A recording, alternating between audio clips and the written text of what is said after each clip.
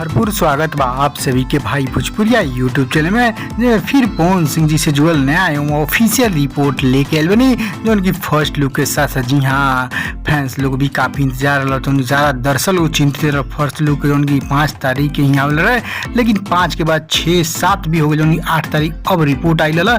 उनकी पिछला वीडियो में बतेले, लेकिन कल ही देर रात के पोस्टर आउट हो गए जी हाँ, ऑफिशियल पोस्टर जी हाँ। उनकी खुद पवन सिंह जी शेयर करें अपन इंस्टा व्हाट्सएप फेसबुक चारों तरफ धमाल मचल रहा फैंस लोग के बीच जी हाँ।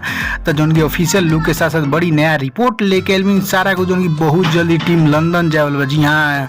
ये सारा फिल्म टीम लंदन शूटिंग करी, सारा फिल्म के प्रोजेक्ट जी हाँ। तो सब कुछ जाने में डिटेल साथ, बस पूरा वीडियो अंत तक देखी। उससे पहले एक और रिक्वेस्ट करें आप सभी के, यदि आप भाई भोजपुरिया यूट्यूब चैनल पर नया बानी तो जुड़े जरूर सब्सक्राइब करके घंटी ऑन कर दे, ताकि जरे सभी लेटेस्ट न्यूज सबसे पहले मिल जी हाँ। तो काफी वायरल हम राही प्यार के पवन सिंह और साउथ के हॉट एक्ट्रेस टॉप मॉडलर की हर्षिका पुनाचा के जोड़ी वाला फिल्म जी हाँ। ये जोड़ी तेबारा यानी तीसरा बार आ रहा, बाप लोग भोजपुरिया दर्शकों भी तालका मचावे।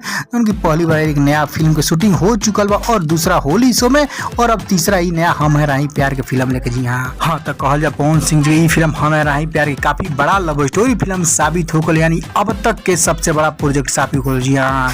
ये फिल्म देश ना विदेश में शूटिंग यानी लंदन में पूरा ऑल ओवर शूटिंग होकर, जो पवन सिंह जी शूटिंग करिए लंदन अब जाइए बहुत जल्द। लेकिन बस इतना फर्स्ट लुक के साथ आउट भी लल रिपोर्ट की पवन सिंह हमार स्वाभिमान के शूटिंग फाइनल करने के बाद ही जाइए लंदन जी हाँ। अभी वो तक कन्फर्म ना भले कबले शूटिंग चली, जैसे रिपोर्ट मिली वैसे बताओ। आप सभी जोड़ी कितना पसंद करें हर्षिका पुनाचा एवं पवन सिंह।